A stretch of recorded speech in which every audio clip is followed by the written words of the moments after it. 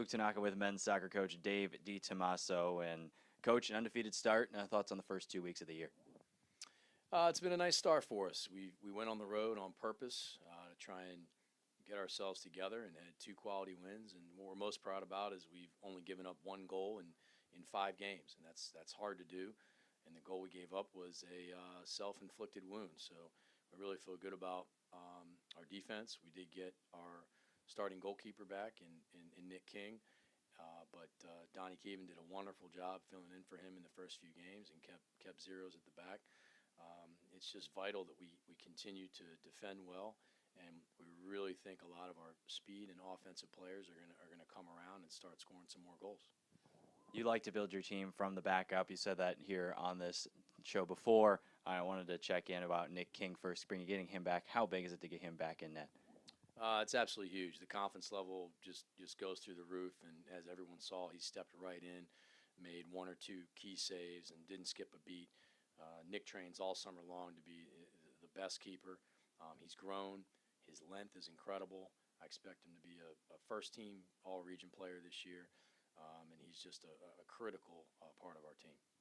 1 goal in 5 games is obviously very impressive. You talked about that earlier. But you've had to replace a couple of starters on that back line. You got some new faces back there. How have Derek Dedman, Nick Fetchy, kind of the older seniors who are now playing the back line, along with some of the other players who have gotten in there, been able to adapt to playing their first season as a full starter? Yeah, Nick Fetchy's had to transition to being a right back. He's never played defender before. He's done a great job. He tactically understands the position, what we do in the position, and he is fierce and feisty and doesn't let too many players beat him.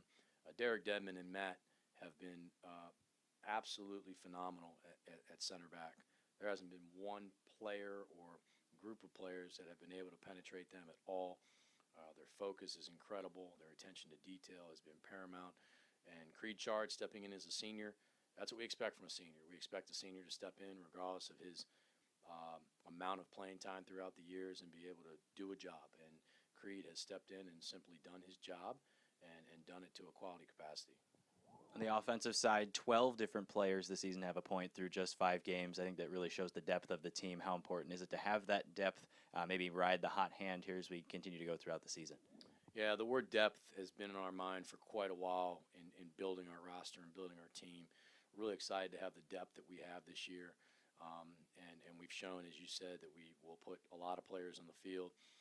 And we're looking to get points from all over the place. And so it's great to see a division of the goal scoring and the assists for that matter. Having Austin Larson go down in the Dominican game is going to hurt us for quite a while. He's an exceptional player. He's a player that primarily is unstoppable when he's on the field. And so I think everybody should be pretty afraid when Austin comes back.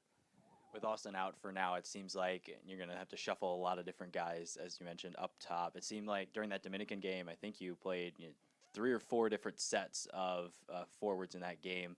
And so are you going to just kind of look for the right combination, you think, to start and then maybe score some more goals early and then bring some other guys in to continue to have fresh legs, or is it about riding the hot hand? Yeah, I think our mindset is to have a rotation, and I think we have a lot of quality strikers, and there's going to be they're still trying to feel themselves as far as what it takes to play at that level and at that position and do it well. So we have some guys still transitioning and struggling with that. In the meantime, we're going to continue our rotation, and hopefully those guys will have fresh legs throughout the game so that we can continue to try and win games early and often. But if we get late into games, we really think it's going to help us from here on out. Big game on Friday. The Blue Jays host the University of Chicago, one of the top 25 teams in the country, according to the Coaches Association poll. How important is that game for you, not only to prove yourself on the conference scale, which you've done year in, year out, but now to try to prove yourself on the national scale?